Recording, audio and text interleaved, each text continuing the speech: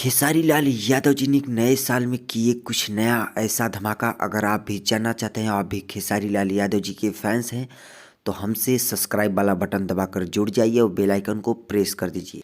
Hello दोस्तों, नमस्ते। आपका स्वागत है हमारे यूट्यूब चैनल पे।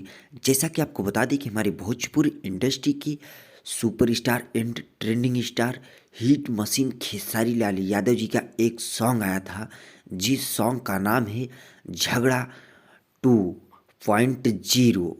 यह सॉन्ग ने बनाया कुछ ऐसा रिकॉर्ड जिससे विरोधियों का छूटने लगा पसीना।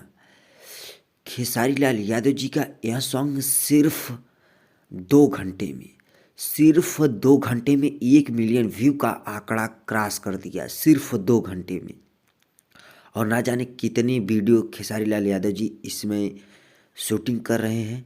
अगर उन शूटिंग वीडियो का इन्फॉर्मेशन आप सबसे पहले जानना चाहते हैं तो हमारे चैनल को कर दीजिए सब्सक्राइब और बेल आइकन को कर दीजिए प्रेस, ताकि मैं जो भी खेसारी लाल यादव जी के रिलेटेड वीडियो अपलोड करूं उसका नोटिफिकेशन सबसे पहले आप तक पहुंचे। जय भोजपुरी समाज।